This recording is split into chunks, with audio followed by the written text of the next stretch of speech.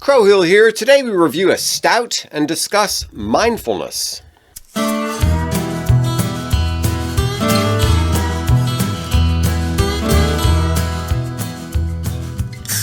Hello and welcome to Beer and Conversation with Pigweed and Crowhill. Good evening, Pigweed.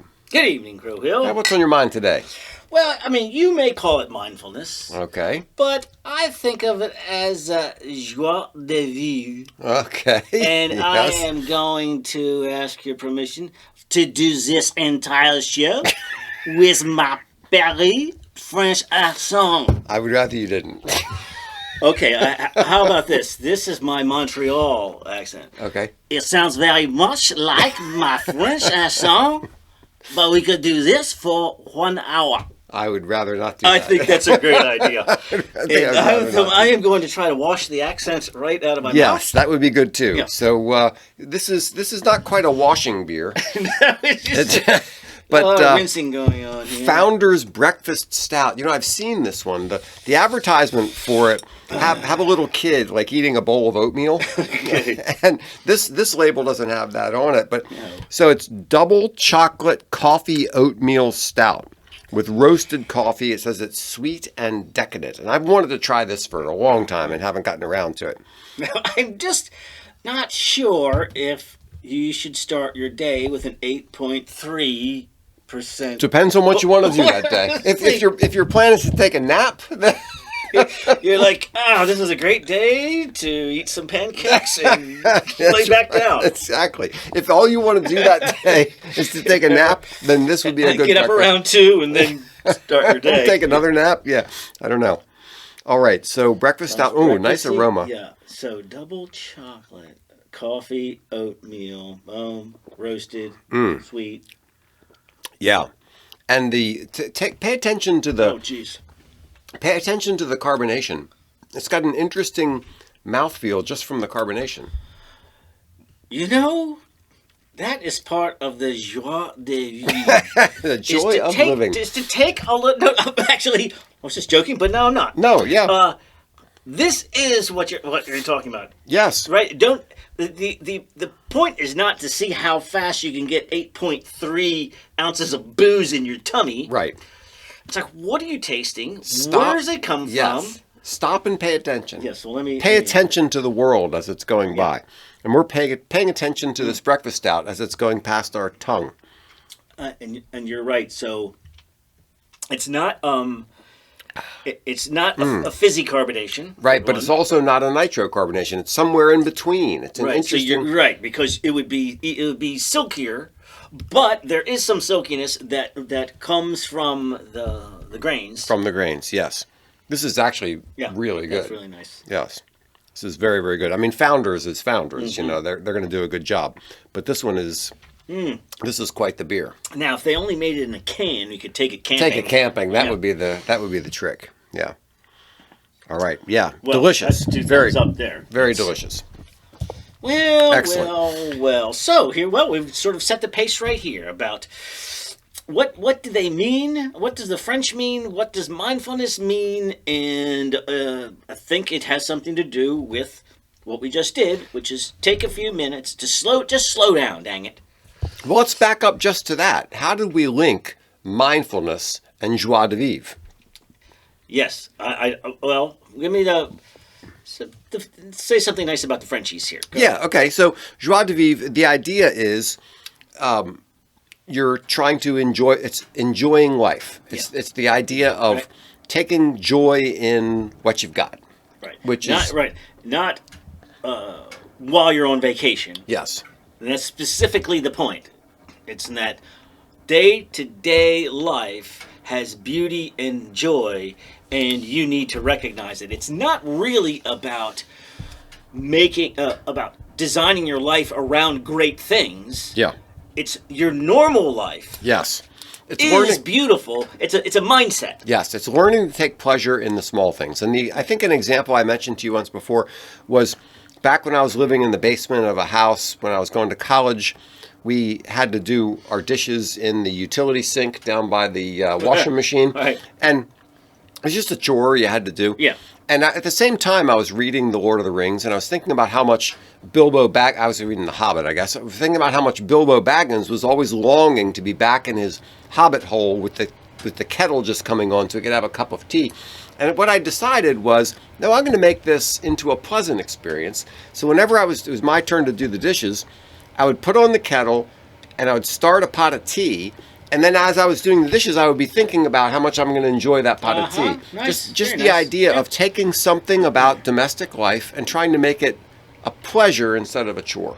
Right. Now, while normally I would not, it's not an American thing for the government to get involved in your personal pleasure.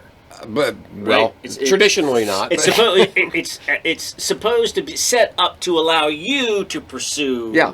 So anyway, I'm watching the Grand Tour, which is Mm-hmm. a fantastic show. It's over now, but it's 3 British journalists who are all funny and witty and very knowledgeable about cars, and they travel around the world and they drive different cars. Okay. And so it's What a job that'd be. It's part it's part gearhead, part dry British wit, and part Travel Channel. Sure. And it's just terrific. So on this one, they said this just opens up with. So we wonder, just what is wrong with the French? So Well, the British and the French have the had a idea long- of I'll watch anything where the Brits are just beating up on the French. Yeah.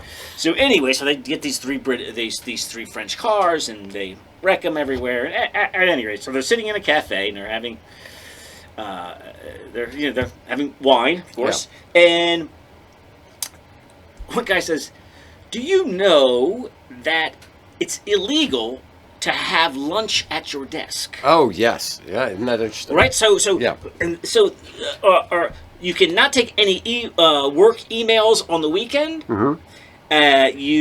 French bakeries cannot close if there is a line. Mm-hmm. So building in no, we want 2-hour lunches, not because we're lazy, Yeah. but because the rush around American version of fast food and convenient everything is not French, and we're a small country, and we're being encroached upon by language and influence, especially now in the digital age. And we want to preserve this culture. And, Yeah. they have a ministry of language, they have a ministry of culture, Mm-hmm. and while it's not something I want to import here because it just wouldn't work here, and so we have a libertarian strain that doesn't call for that. But I get it. Yeah. So this reminds me of a conversation I had with this friend when I was in the UAE. And we were talking about the role of law, and that, the libertarian idea is basically that the law should only restrict you from doing things that hurt other people. Yes. And anything beyond that is an inappropriate use of law. But to me, that's too constrained of a view of law. That there's also a teaching function to the law. There's also something about the law that creates a culture, that creates an environment. And in the UAE, they have, in a way, a little bit more of a paternalistic environment where you have the guys in charge actually are trying to care for the people and try to create an environment where people can live a reasonable life and live the way they think is consistent with the dignity of people. And Right. so we leave everything to the market. yes. And The idea of, from a market-driven thing, yes, eat your sandwich while you're at your desk, while you're working on your spreadsheet. They're saying, no, wait a minute. Yeah. Go take a break. Yes. Because life isn't about finishing that spreadsheet. And I want to mention one thing. This is 2 weeks in a row that I've said something nice about the French, and don't expect it. Don't expect it to continue. No, I don't know. It's just a weird twist of fate here that I happen to be speaking highly of the French twice. Yes. But yes, they don't want to focus on convenience and efficiency and consumption and generous portion sizes. So let's get to this question of why are we linking mindfulness? What is mindfulness? Well, you tell me, because I was like, when we thought about the Joie, Yeah. I thought, is that what we mean by mindfulness? Because I hear the word floated around in my mind. My version of mindfulness is to enjoy the small, just focus on what you're doing. You know what? A warm shower in the morning is really a nice experience. Yeah. And just enjoy that rather than thinking about, what you have to do at work today. Rather than just thinking of it as, this is what I have to do to get clean to go to work. Yeah. Think of it as, oh, no, I'm just going to enjoy it. I'm going to enjoy this. It really feels nice. Yeah. So I'm go going to ahead. tie this into Dune, which is Okay. one of my favorite books, and All right. and not just the original Dune book, but the whole world created by Dune. And there's this thing in Dune called the Litany Against Fear, and it goes like this. I must not be in the first Dune. I think it is. I think Okay. it is. It's like, okay, I will not fear. Fear is the mind killer. Fear is the little death that brings about total obliteration. I will watch the path of fear. I will let it pass over me and through me. And when it is gone, only I will. And when it is gone, only I will remain. And the thing that I go like ahead. about that, and Yeah, the thing I that hear how you. that relates to mindfulness, I get is you're almost dividing your psyche into two parts. You're saying there's the part of me that's detached, that's observing.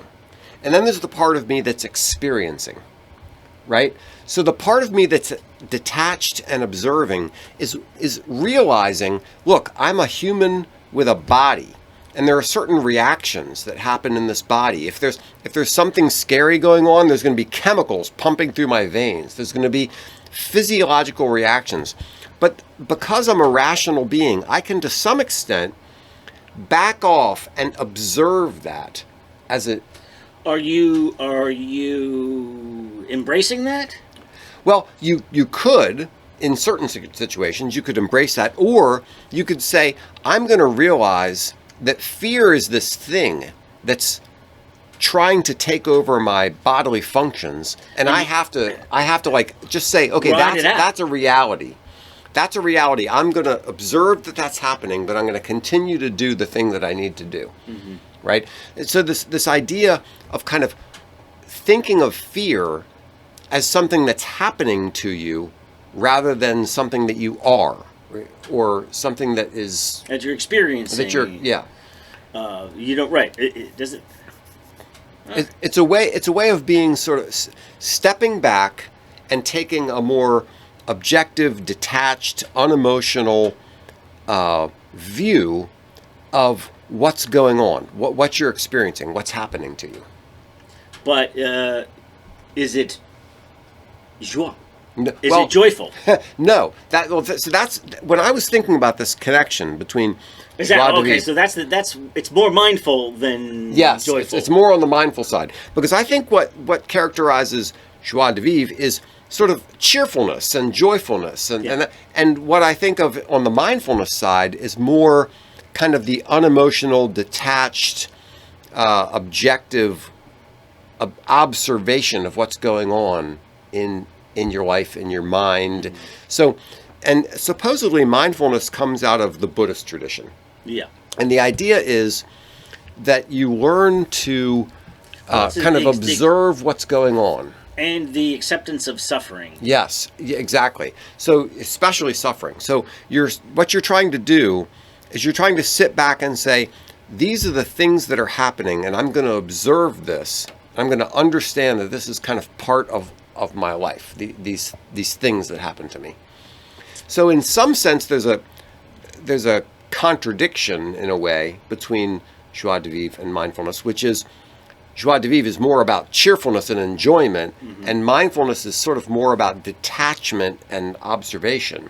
But they have a lot of things in common in that you're focusing on the present moment, that you're trying to be present. Yeah, rest. Well, the be present part, the most of your life, it really is chores and obligation. Mm-hmm. Meeting somebody else's expectations. If you view all of those things as drudgery, Yeah. then what's left? And what's not those things is your real life. There's not much real life left. Exactly. Until you accept that this is this is the real life. We should have invited Schopenhauer to. Yeah. That's a cheery. But you're right, because if you're only thinking of my life, gotta get through this, and then finally, once I get a chance to get once all of this is over, then what? Then you're what? You're sitting on in front of the TV. It's like that. Is that your real life? Is that your real life? Do you remember the story? My mother used to read this story to me when I was a kid about the guy with the ball of string. That the ball of string represented his life. Yeah. And he could pull it and like advance forward, so that whenever he was going through something that was difficult, he would say, "I want to skip this part," and he'd pull the string and he'd skip past that part. And anytime something was drudgery and difficult, I don't need to do this. And he'd pull the string, and he realized his life was over very quickly because he was skipping through everything. Right. Where mindfulness and joie de vivre both are saying, no. Try to enjoy, or try to be present in the moment, understand what you're going through, and if you can, enjoy it. I understand you can't turn scrubbing the toilet into, joyful, mindful. Well, it's not being in the Caribbean, sitting in a hammock. So I'm not saying that, that you can live 24 hours a day like that. Yes, there's just some shit you got to get, put up with. Right. Of course. Yeah. But, where those moments come, like you're putting on a podcast while I do the dishes. Yeah. And just go, you know what? I don't really have that much more to do, because as soon as I get done with this, you know what I'm going to do? Watch some TV I don't even care about. Yeah, what's your other option? I mean, what is your other option? Are you going to allow the world? Let's take this from two different perspectives. From the mindfulness road rage guy. Yeah, exactly. Yeah. You're going to take it from the mindfulness perspective. Are you going to allow everything in the world to just take over your mind, to take you over, to decide how you're going to react to everything? That from the mindfulness perspective. Yeah. No, I want to observe these things. I want to notice them. I want to understand it. From the joie de vivre perspective, no, I'm not going to allow all my circumstances to determine whether I'm going to be happy or sad. I determine whether I'm happy or sad. I determine whether it's a little bit of stop and smell the roses. Yeah. It's notice the weather every day. Just rushing to your car and getting to work as fast as you can. And right. You know what I mean?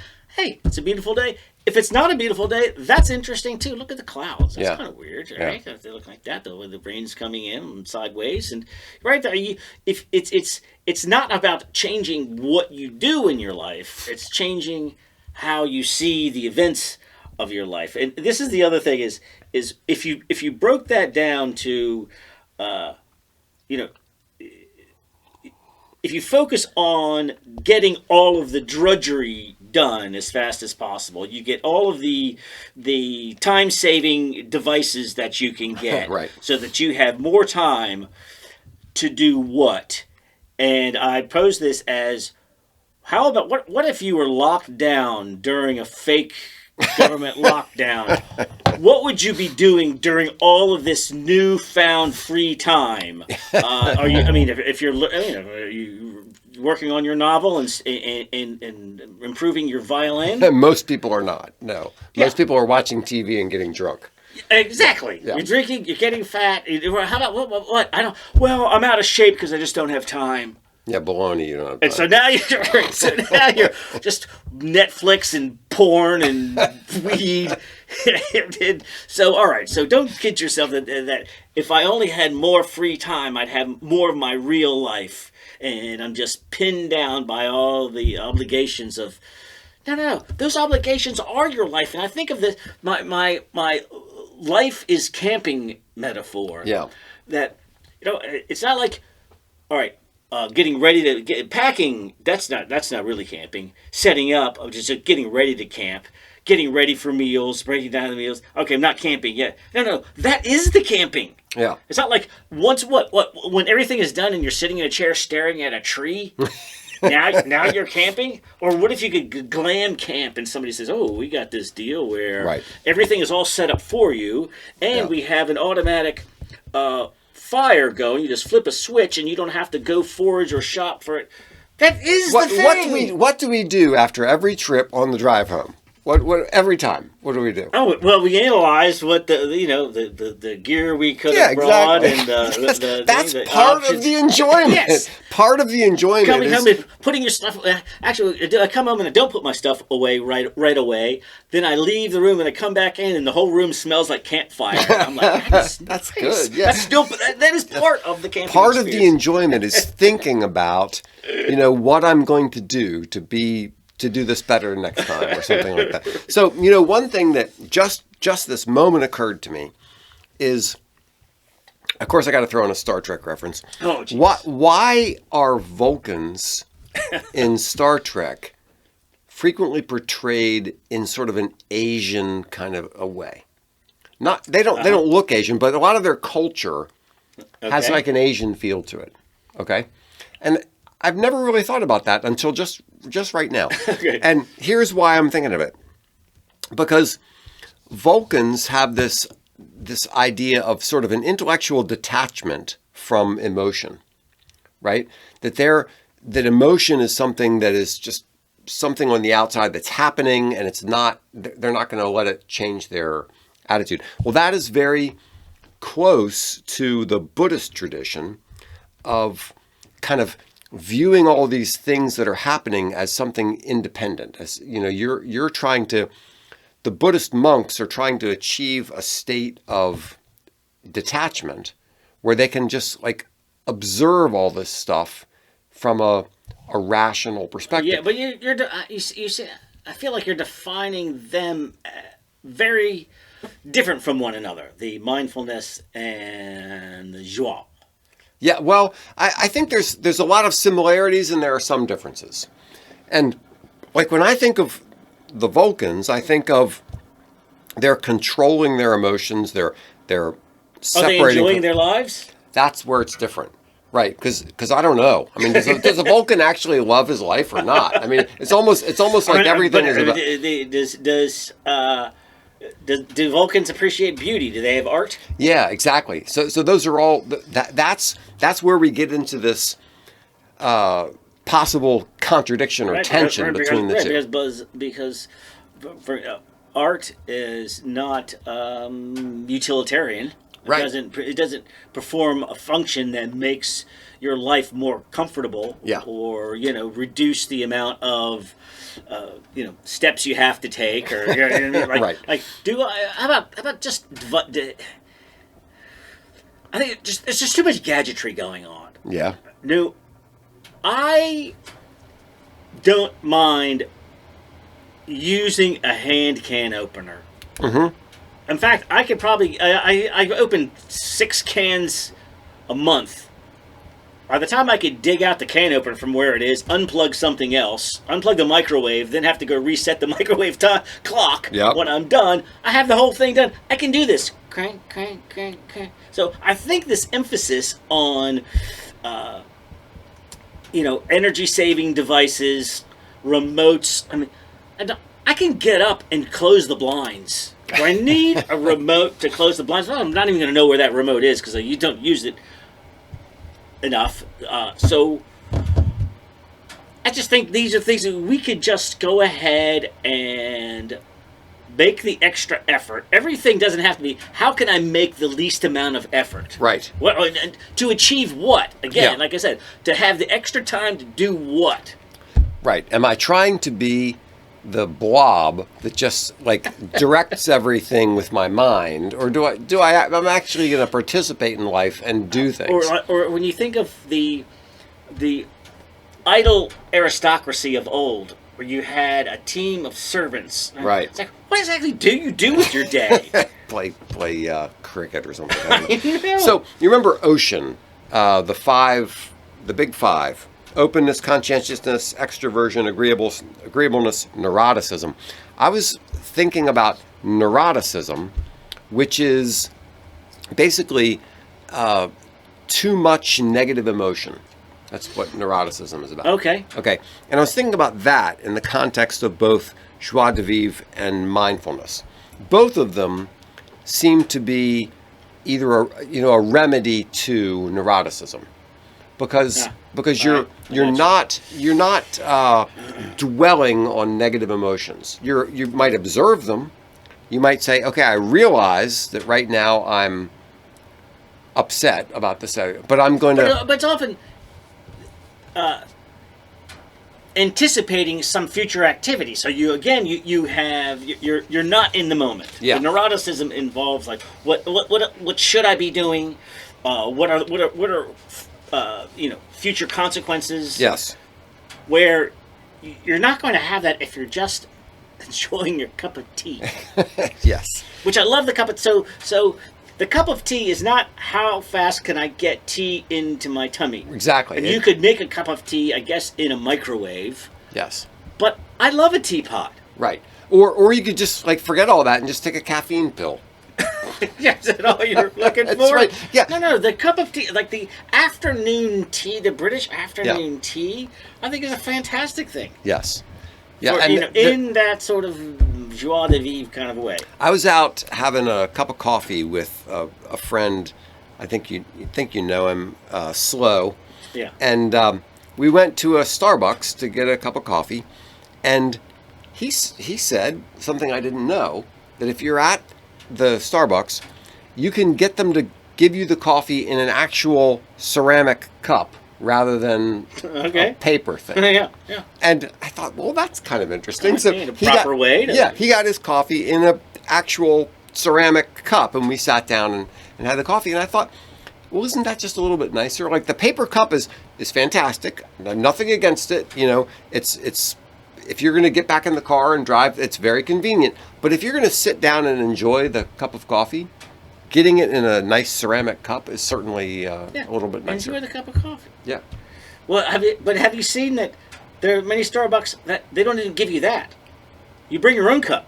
Are you kidding me? No, that's the opposite of the joy. Right. Yes. No, I think you're 100% correct. Make I get it, like the Keurig cup thing. Yeah.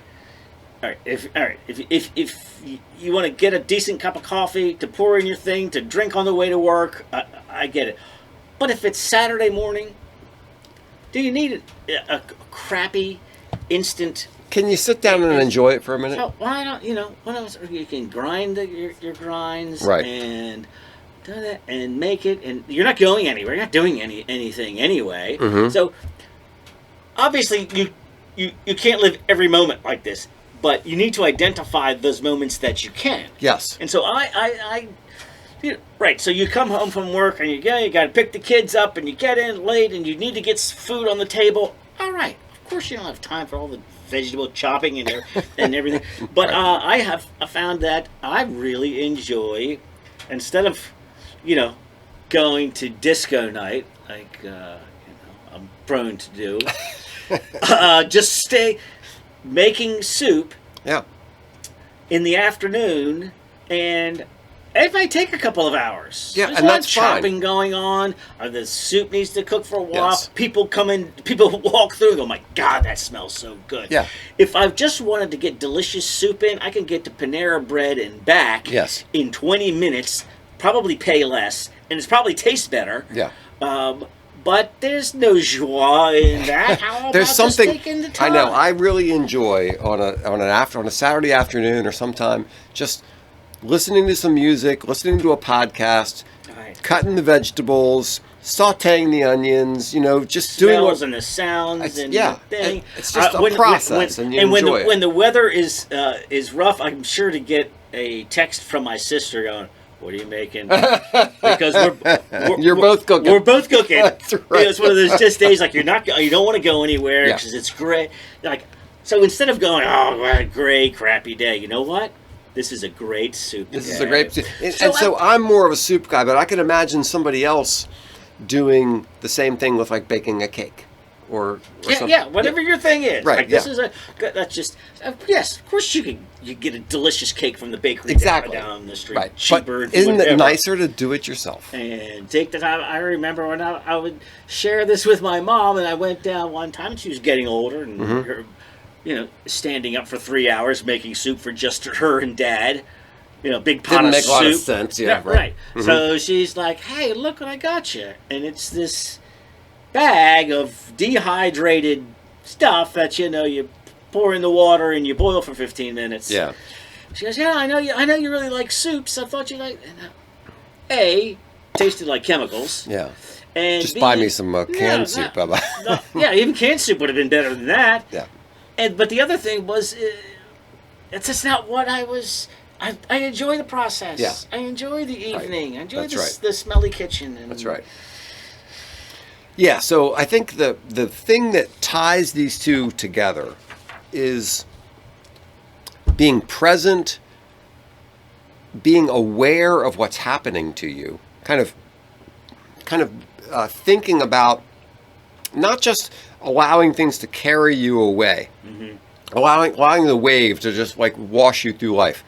You're thinking about where you are, what you're doing, what's happening to you, what's going on in your mind.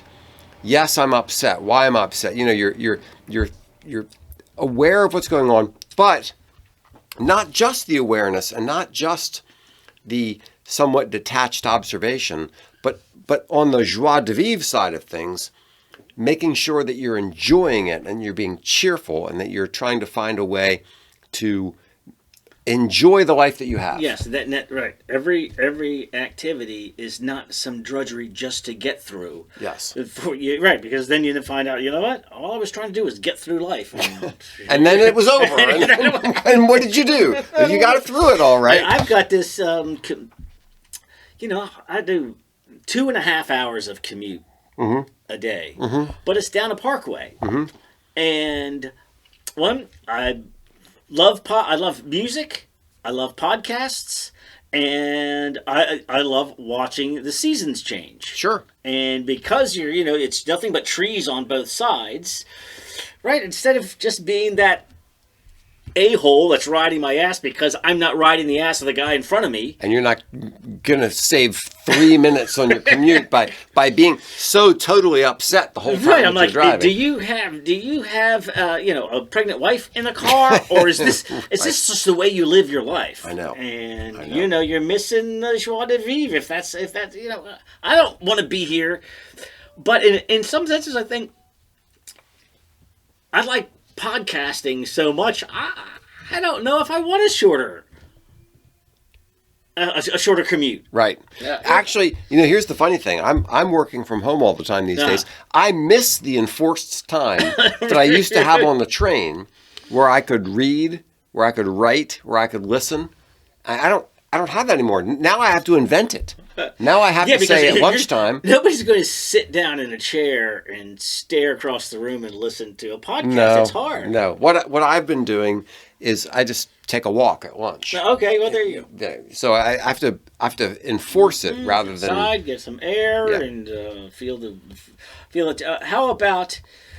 There's all this talk about the stressfulness of a busy life. Yeah. Isn't that mostly what do you call it? Self-imposed? Yeah. So yes, and I think that's one of the important insights here is that stress is your reaction to what's going on. If you want to be if you enjoy your life by being a very, very busy person, well then do that. Yes. Go ahead. But don't turn around and bitch about how stressful it is to have all of these obligations. How about have less obligations? Or to say, yes, I have these obligations. So stress is it's almost like you should have the doom litany against fear. Yes, it's your reaction. It's your reaction. The stress is your reaction. It's not like stress is something in the air. Stress is inside of you. So if you can identify, if you can be mindful and say, yes, I understand that I'm experiencing stress right now, then you just sit back and say, why am I stressed about this? Right. Yes. Yeah. I mean, if you're single parent with long hours and your kids are doing 2 and 3 different things, well, first off, the choice to be a single parent is maybe it's not questionable, always yeah. a choice, but that's Yes. part of your problem. Yes. If you had another person there to help you out, Yes. Get married, people.